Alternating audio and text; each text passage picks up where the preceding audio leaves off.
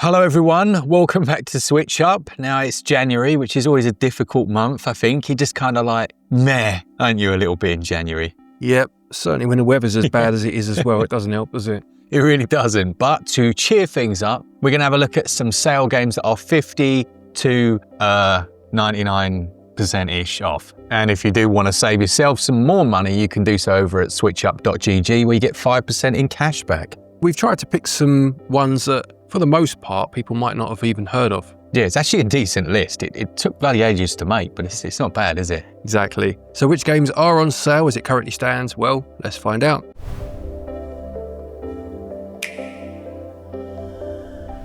This episode is sponsored by Mecharashi, which is a sci-fi SRPG set in a pretty epic future where mechas are utilized as combat weapons. This one is available and completely free to play on Apple and iOS, and it has its massive Evangelion crossover event taking place. It's a bit of a mixture of tactical gameplay with mecha warfare, and you have to lead the battles, basically commanding them, while freely customizing every mecha's core, arms, legs, and weaponry. And of course, you can create your own personalized mecha squads. The pilots are divided into distinct professions. So you've got fighters, raiders, snipers, tacticians, guardians, and machinists. And you'll need to use your profession's advantages to essentially win battles.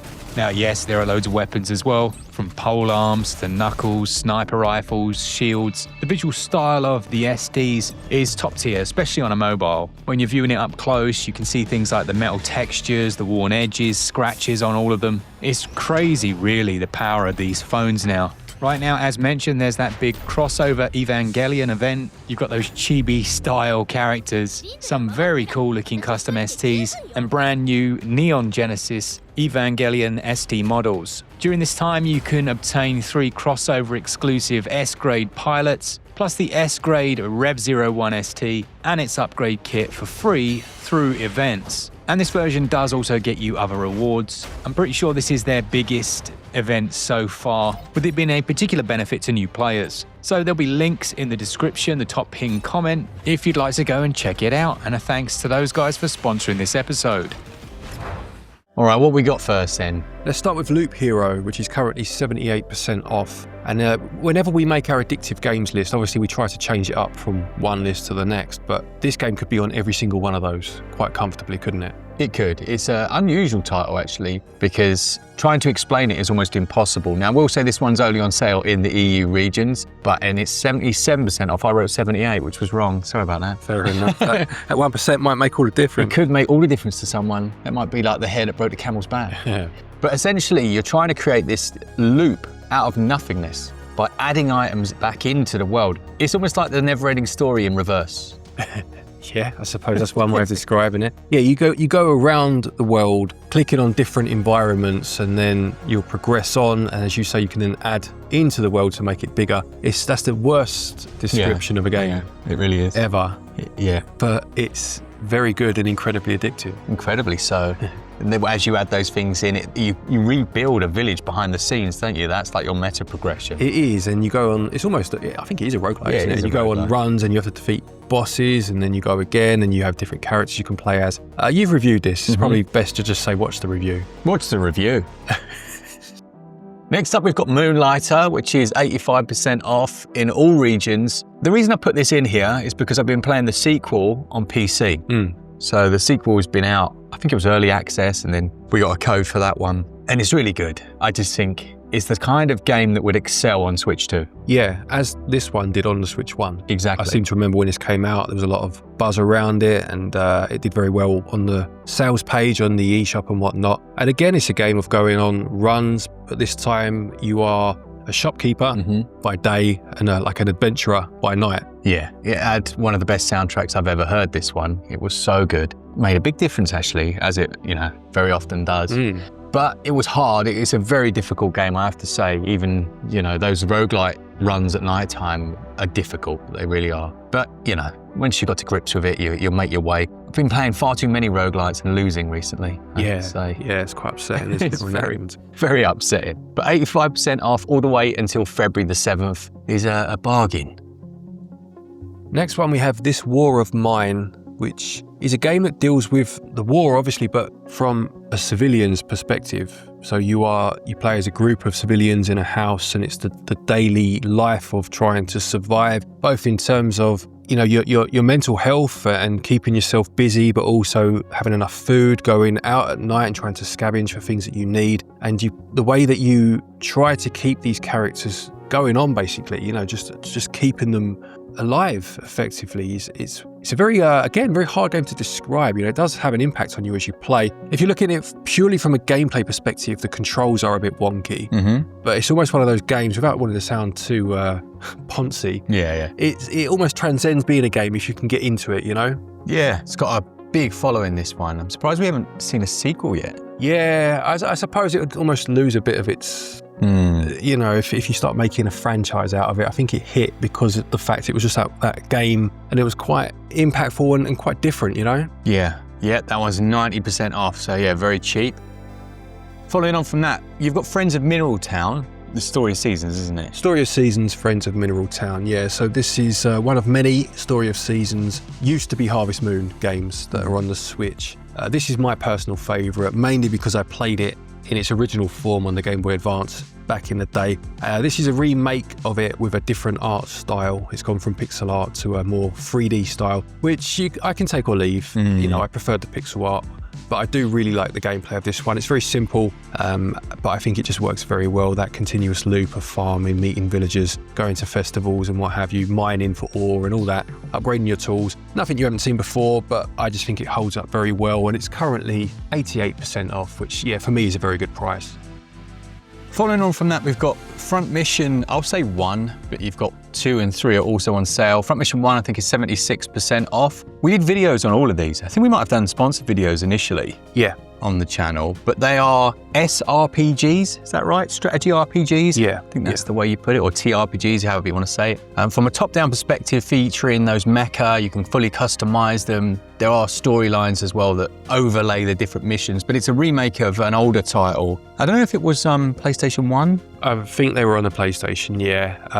The mechs are called Wanzers, aren't they? Wanzers, yeah. I think it's like isometric viewpoint, isn't it? And you get embroiled in battles and what have you. If you've got love for the series from back in the day, it may be like the one I just mentioned, where the change in things like art style might not appeal to you. Yeah. But the gameplay itself is still there, and if you've never played them, they're definitely worth considering. Yeah, it's a good point, actually. Although the PlayStation obviously was 32-bit, a bit lower res or whatever, it was quite stylized in the way it did 3D. I think sometimes they redo stuff and you look back and you go, I think it looked better back there. Yeah, it almost, I don't know how to say it. It's like the love has been removed from it. That kind of love and care that went into making it look as good as it could look back then. Sometimes gets replaced by something that looks fine, I suppose, but just a bit generic these days. Yeah, absolutely. But they are good games. The core gameplay remains intact, and 76% off, not bad at all.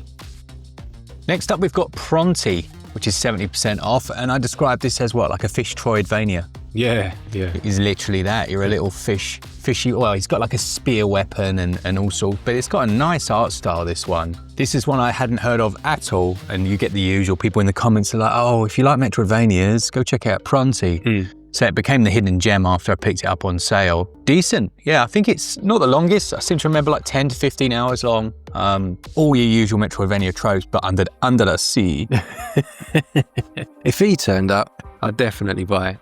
Exactly. Serenading you as you play. But yeah, Pronty, 70% off. Check it out.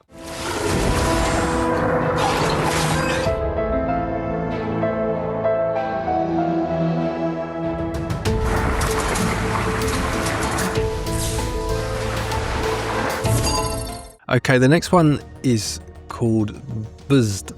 Sorry, you're right. Yeah, it's like a bee just flew past me as I went to speak. It's a platformer where you play as this little robot, and there are various difficulty levels and time challenges to take part in. It reminds me of like a classic single screen arcade game where you have to get to the goal and you acquire new skills as you go along. I think there are like nuts and bolts that you need to collect if you want to 100% the level, Very, very good game.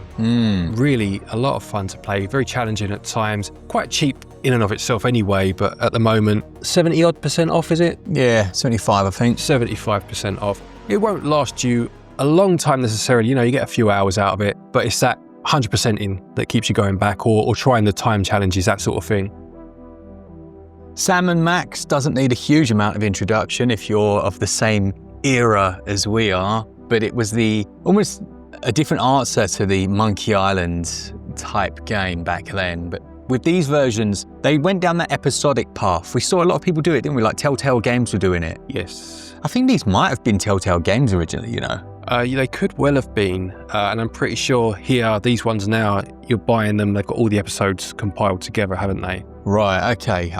I know there's at least a few different packs for Sam and Max. I've played one of these on the Switch, which I think was 5 episodes back in the day, and I'm pretty sure you got all 5 in the bundle you were buying, Nice. Well, the bundles are 50% off at the moment. The games are good. The humour is a little on the nose. It's not quite as nuanced as some, but I still do like Sam and Max, and I hope they don't just, leave it for dead. That one is 50% off until January the 21st. We'll take the case. Oh boy, real detective work!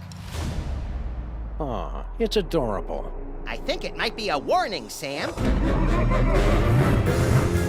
Welcome, creatures of the night.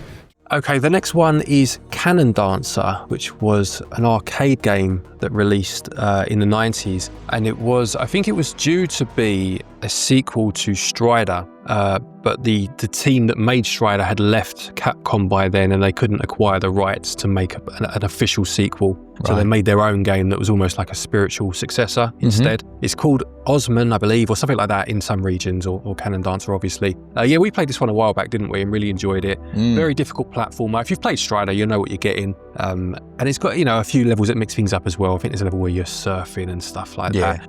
A fun game, if you want a slice of arcade action from the mid-90s or thereabouts, then definitely worth picking up. Lovely, 80% off until January the 25th.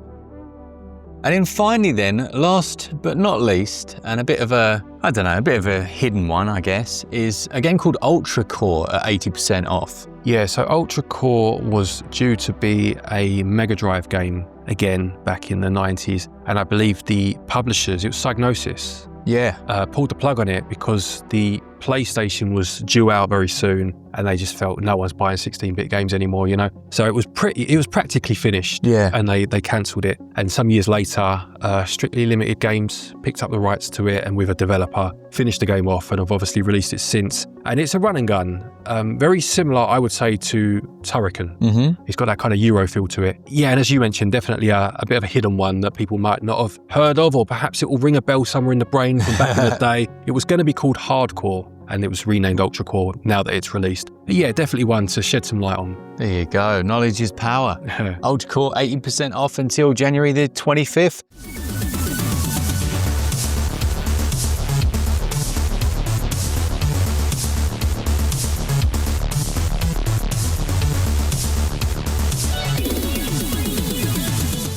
And I think that is the end of our 50 to 99.9% video. That's it, yeah. So let us know if you're picking any of those up, or if there are any more that you have seen on sale that you'd like to let people know about. Mark mentioned at the beginning that you can save yourself a bit of money on your eShop cards if you use our website, switchup.gg. Doing so, as he said, will get you 5% of your purchase price back as cash back. And there's a link down there to Play Asia if you're looking to import any games. And again, just using that link and code will save you some money there too. Thank you to our patrons and our channel members for your continued support, and to each and every one of you for watching our videos. Take care, and until next time, happy gaming.